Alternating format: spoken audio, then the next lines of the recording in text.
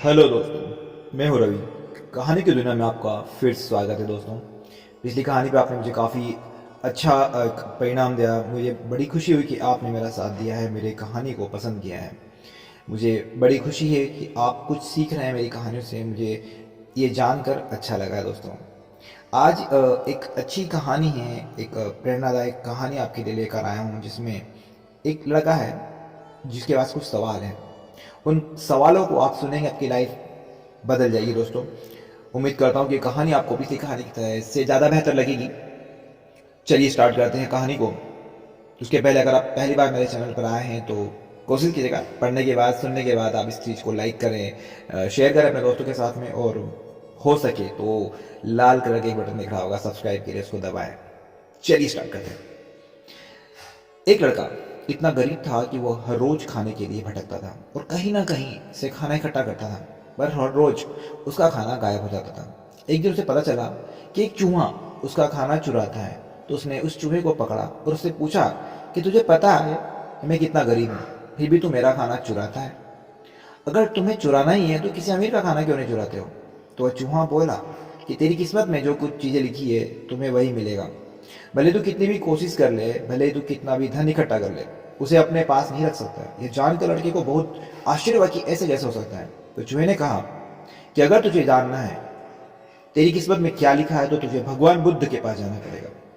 वही तुम्हें बता सकते हैं कि तुम्हारी किस्मत में क्या है। इसलिए वो लड़का भगवान बुद्ध से मिलने के लिए निकल पड़ा।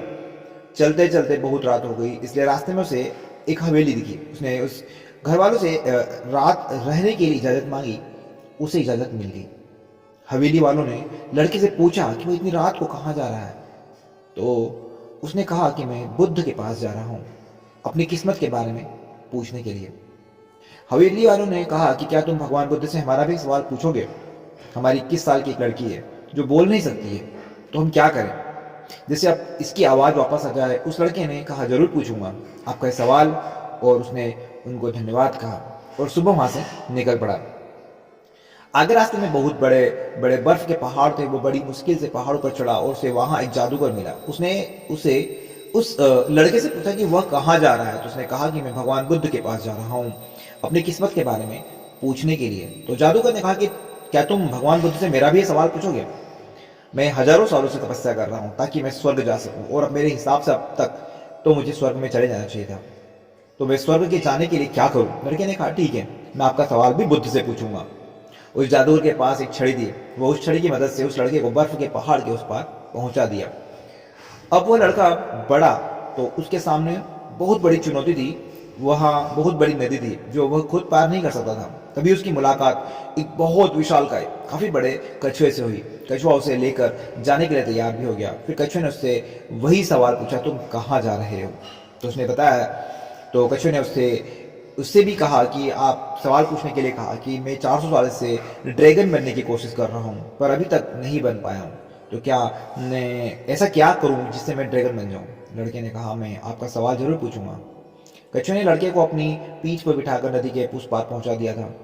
आखिरकार लड़का भगवान बुद्ध के पास पहुंच गया। वहां बहुत सारे लोग थे। बुद्ध ने कहा एक व्यक्ति के केवल 3 सवालों का जवाब दूंगा।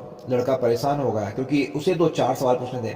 वो सोचने लगा कि उसे कौन से 3 सवाल पूछने चाहिए। उसने कछुए के बारे में सोचा कि कछुआ 400 साल से ड्रैगन बनने की कोशिश कर रहा है। जादूगर कई सालों से स्वर्ग जाने के लिए तपस्या कर रहा है, और वह लड़की बिना बोले कैसे पूरी जिंदगी निकाल सकती है? फिर खुद के बारे में सोचा कि मैं तो सिर्फ गरीब हूँ, मैं तो मांग कर भी अपनी जिंदगी गुजार सकता हूँ, पर कछुआ, जादूगर और लड़की की परेशानियां तो मेरी परेशानी से बहुत बड़ी है। तो लड़के ने उनके 3 सवाल भगवान बुद्ध से पूछे। भगवान बुद्ध ने जवाब दिया कि कछुआ 400 सालों से ड्रैगन बनने की कोशिश कर रहा है पर अपने कवच को छोड़ने के लिए तैयार नहीं है। जब तक वो कवच को नहीं छोड़ेगा तब तक वो ड्रैगन नहीं बन पाएगा। वही जादूगर जब तक अपनी छड़ी नहीं छोड़ेगा तब तक स्वर्ग नहीं जा पाएगा, और जब तक लड़की को उसका जीवन साथी नहीं मिल जाएगा तब तक वह बोल नहीं पाएगा। ये सब सुनकर लड़का वापस कछुए के पास गया और उसने सब कुछ बताया। तो कछुए ने कवच निकाल दिया। वह जैसे ही कवच निकाला उसमें से कीमती मोती निकले, और वह मोती कछुए ने लड़के को दे दिए और वह ड्रैगन बन गया। फिर जादूगर के पास गया और सारी बात बताई। तो जादूगर ने अपनी छड़ी को छोड़ दिया और लड़के को दे दी, और वह स्वर्ग में चला गया।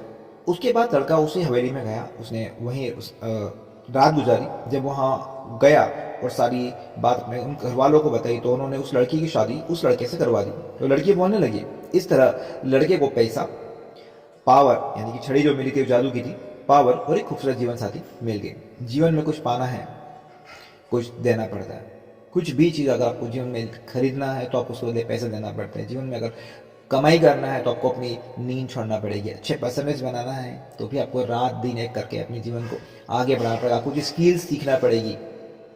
जब जादूगर ने छड़ी दी तो स्वर्ग मिल गया, वैसे ही जीवन में कुछ बड़ा करने के लिए अपने कंफर्टेबल क्षेत्र को, अपने कंफर्टेबल जो जोन है उसको बाहर आना पड़ेगा। पानी का जहाज जब सबसे ज़्यादा किनारे पर ही होता है, पर जहाज किनारे के लिए नहीं बना है, वह बीच समुद्र में लहरें को चीरते हुए आगे बढ़ने के लिए बना है। इसलिए जीवन में कुछ बड़ा करने के लिए रिस्क तो लेना ही पड़ेगी। So no risk no gain. तो दोस्तों, गरीब लड़की के 3 सवाल जो थे वो इस प्रकार थे। आपको अच्छा लगा हो तो प्लीज़ चैनल को लाइक, शेयर और सब्सक्राइब करना बिल्कुल न भूलिएगा। उम्मीद करता हूँ कहानी आपको पसंद आएगी। फिर मिलेंगे नेक्स्ट कहानी में दोस्तों।